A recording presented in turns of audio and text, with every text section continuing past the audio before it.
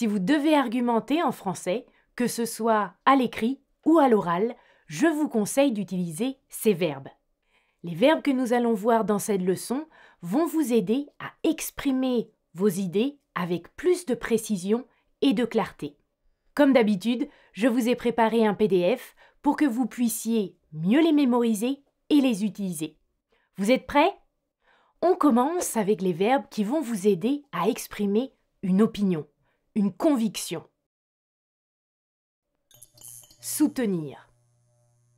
Ce verbe signifie appuyer et défendre un point de vue avec des arguments à l'appui. Regardez. Il soutient la nécessité de réformer le système de santé publique.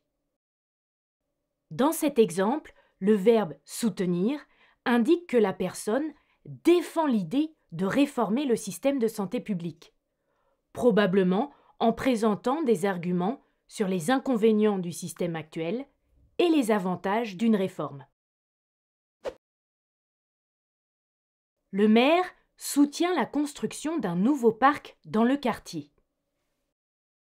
Dans cet exemple, soutenir montre que le maire appuie et défend activement le projet de construire un parc, et qu'il l'argumente en mettant en avant les bienfaits pour la communauté, tels que des espaces verts pour les habitants.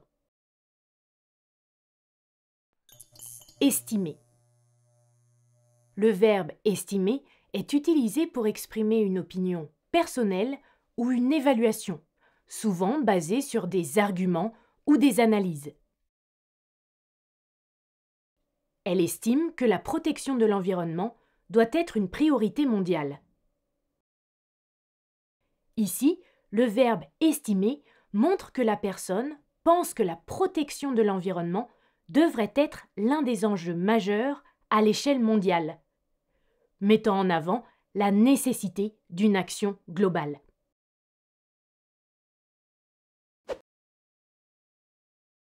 Ils estiment que l'introduction de la taxe carbone contribuera à réduire les émissions de gaz à effet de serre.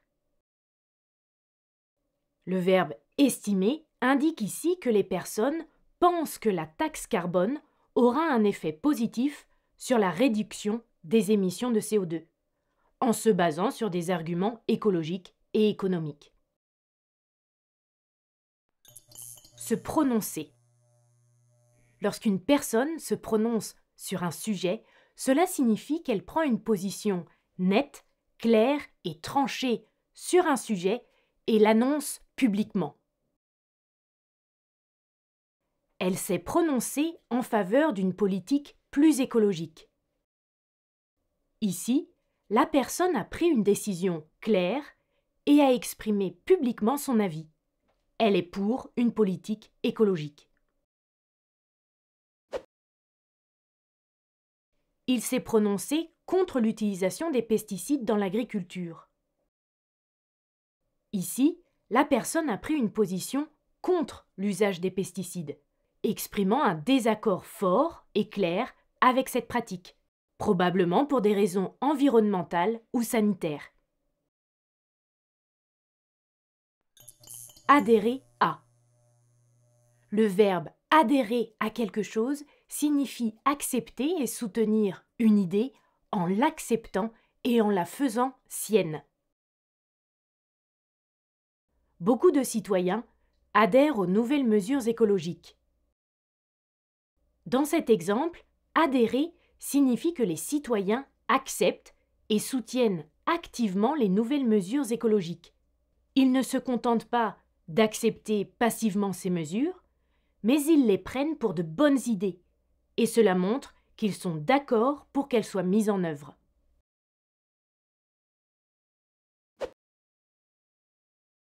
J'adhère totalement à votre proposition de réforme. Ici, adhérer signifie que la personne accepte et soutient pleinement la proposition de réforme. Réaffirmer. Réaffirmer, c'est affirmer de nouveau et avec force une position qui a déjà été exprimée. l'entreprise a réaffirmé son engagement à réduire son empreinte carbone d'ici 2030. Dans cet exemple, réaffirmer signifie que l'entreprise a confirmé une fois de plus son objectif de réduire son empreinte carbone, en insistant sur la constance de son engagement. Le ministre a réaffirmé la nécessité de réformer le système de santé. Réaffirmer montre ici que le ministre a répété avec force sa position concernant la réforme du système de santé, soulignant que c'est une priorité qui ne change pas. Énoncer. Le verbe énoncer indique qu'une idée, une opinion ou un ensemble d'informations est exprimé de manière claire et précise. Lors de la réunion, le directeur a énoncé les objectifs à atteindre pour cette année. Dans cet exemple, énoncer signifie que le directeur a parlé de manière claire des objectifs qu'il souhaitait atteindre, en les formulant de manière explicite et compréhensible. Lors du débat, elle a énoncé les principales mesures qu'elle proposerait pour améliorer le système éducatif. Ici, énoncer veut dire que l'oratrice a exposé clairement ses idées sur les mesures proposées pour améliorer l'éducation, de manière compréhensible et directe. Si vous souhaitez vous préparer à l'examen du DELF B2, du DALF C1 ou du TCF, nous proposons tout au long de l'année des formations de préparation aux examens. Si vous voulez en savoir plus sur ces formations, je vous ai mis le lien dans la partie description sous cette vidéo.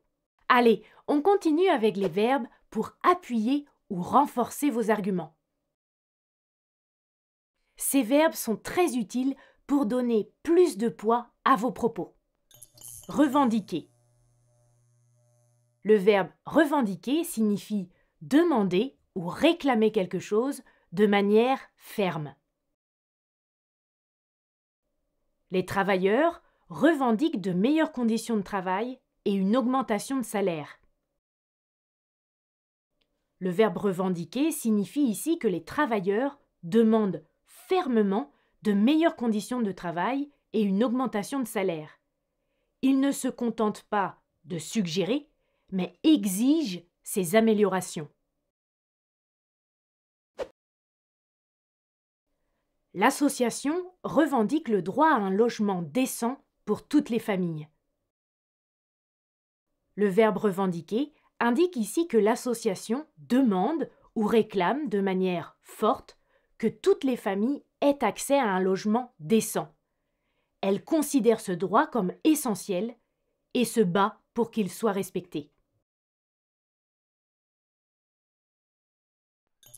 Illustrer. Le verbe illustrer est utilisé pour apporter un exemple concret ou une preuve qui clarifie ou renforce une idée. Les résultats de l'enquête illustrent l'impact positif du télétravail sur la productivité des employés. Le verbe illustrer indique ici que les résultats de l'enquête apportent des preuves concrètes pour soutenir l'idée que le télétravail peut améliorer la productivité. Il renforce cette idée en la montrant avec des données réelles. Ce documentaire illustre les défis auxquels sont confrontées les populations rurales dans les pays en développement.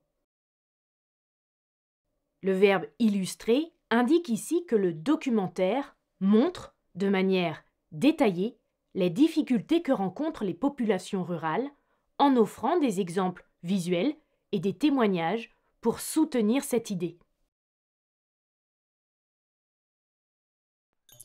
Souligner. Quand on souligne une idée, un point de vue ou un élément, on met en avant son importance ou sa pertinence.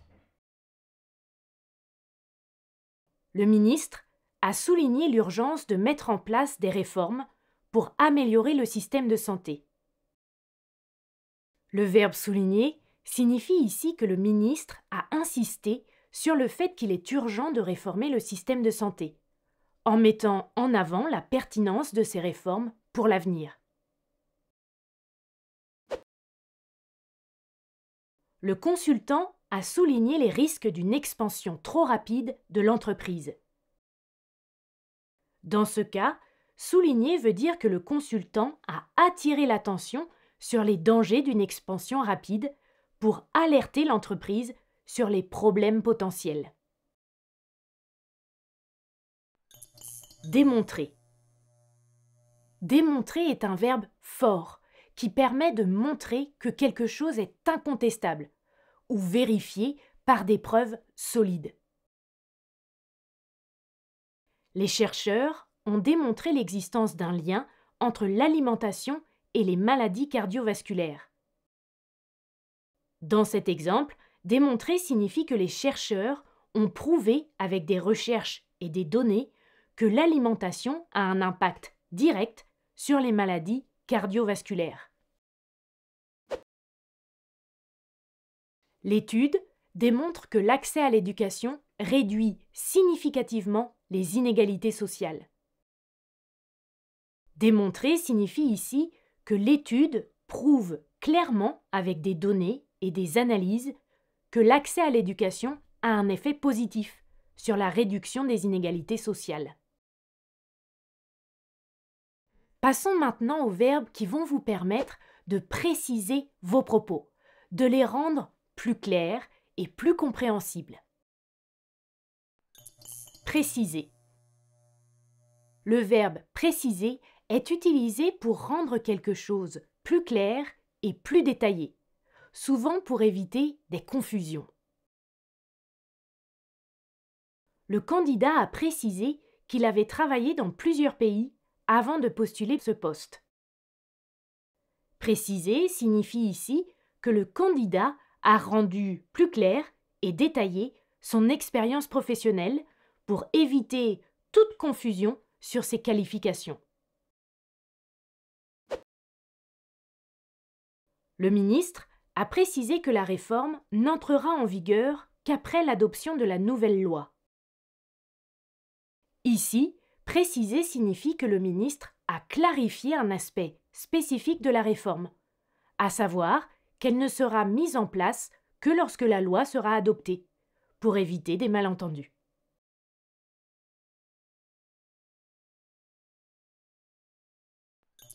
Clarifier. Le verbe clarifier est utilisé pour rendre plus compréhensible et précis une idée, une explication ou un argument.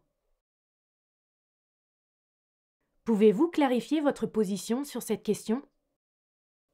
Ici, on demande à la personne de préciser davantage son opinion afin qu'il n'y ait aucun doute sur ce qu'il pense. Elle a clarifié son point de vue en reformulant son argument avec des exemples concrets.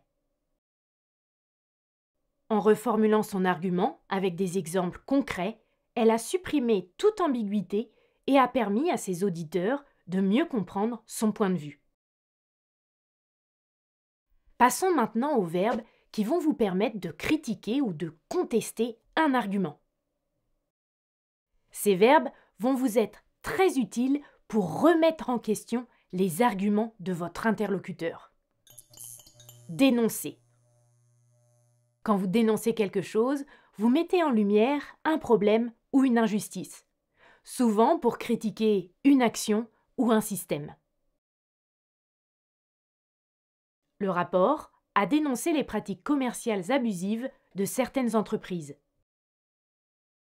Dans cet exemple, dénoncer veut dire que le rapport critique ouvertement les actions d'entreprises qui agissent de manière injuste ou illégale, pour en informer le public et demander des mesures correctives.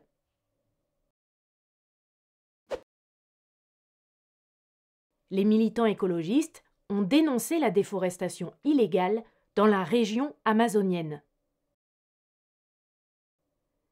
Dénoncer signifie ici que les militants ont exposé un problème écologique majeur, à savoir la déforestation illégale, pour attirer l'attention sur les dommages environnementaux et alerter le public.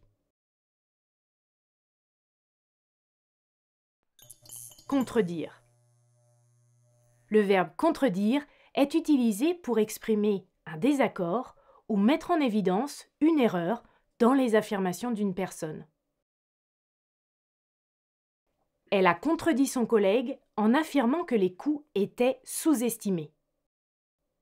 Dans cet exemple, contredire indique qu'elle a réfuté l'opinion de son collègue, en montrant que les coûts étaient en réalité plus élevés que ce qu'il avait dit.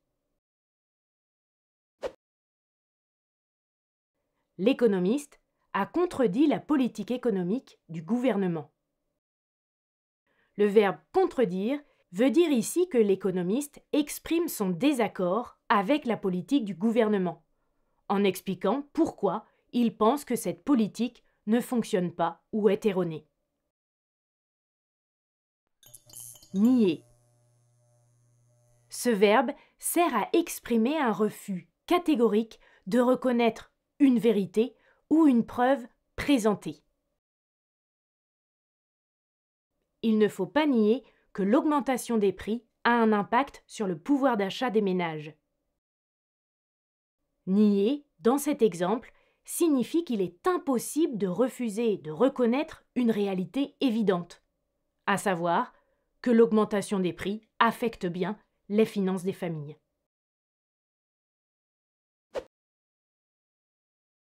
Il est important de ne pas nier que la pauvreté reste un problème majeur dans certaines régions du monde. Nier signifie ici qu'il ne faut pas rejeter ou ignorer le fait que la pauvreté est toujours un problème sérieux dans certaines zones géographiques. Invalider. Invalider un argument signifie que l'on prouve qu'il est incorrect ou incomplet. Les résultats de l'enquête ont invalidé la théorie selon laquelle la technologie augmenterait le chômage. Invalider signifie ici que l'enquête a prouvé que la théorie était fausse ou incorrecte, en apportant des résultats contraires. Le professeur a invalidé l'argument de l'étudiant en expliquant que les sources utilisées étaient obsolètes. Dans cet exemple, invalider signifie que le professeur a démontré que l'argument de l'étudiant était incorrect, en expliquant que les informations utilisées étaient dépassées ou désuètes. Rejeter. Dans le contexte de l'argumentation, rejeter signifie souvent refuser une idée, une proposition ou un argument. Le conseil municipal a rejeté la proposition d'augmenter les impôts pour financer l'éducation. Ici, rejeter signifie que le conseil municipal a refusé d'accepter la proposition d'augmenter les impôts. Le Parlement a rejeté le projet de réforme des retraites en raison de l'opposition massive des citoyens. Ici, le verbe rejeter signifie que le Parlement a refusé d'adopter le projet de réforme, prenant en compte la forte opposition populaire.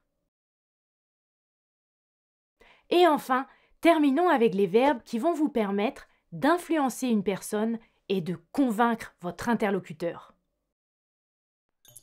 Dissuader. Le verbe dissuader signifie convaincre une personne de ne pas faire quelque chose. Les autorités sanitaires ont dissuadé les gens de sortir sans masque en raison de la pandémie. Ici, dissuader signifie que les autorités ont cherché à convaincre les gens de ne pas sortir sans masque, en présentant des arguments liés à la santé publique.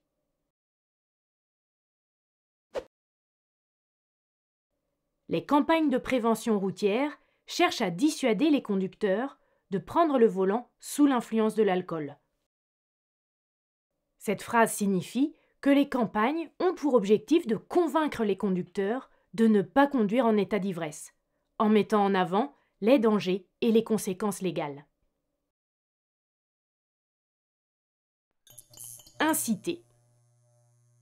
Le verbe inciter signifie pousser quelqu'un à adopter un comportement ou à agir d'une manière spécifique. Les éducateurs incitent les enfants à participer à des activités sportives pour leur bien-être.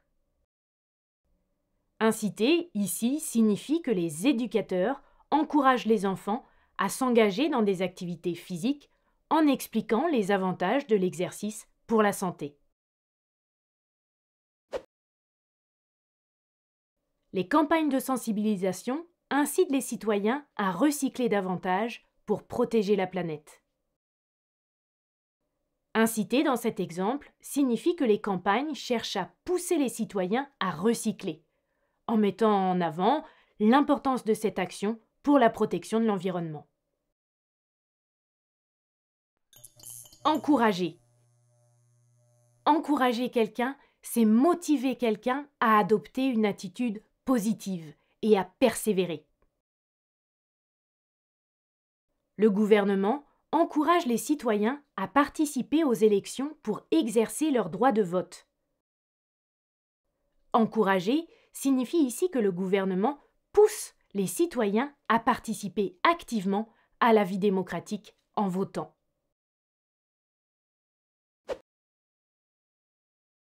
Les conseillers scolaires encouragent les étudiants à explorer différentes options de carrière.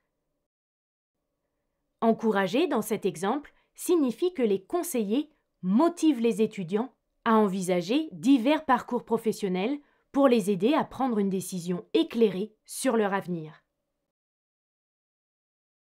Et voilà, vous avez maintenant tous les outils pour rendre vos arguments clairs et percutants. Pensez à utiliser ces verbes dans vos argumentations, que ce soit à l'écrit ou à l'oral. À très bientôt pour une nouvelle leçon de français.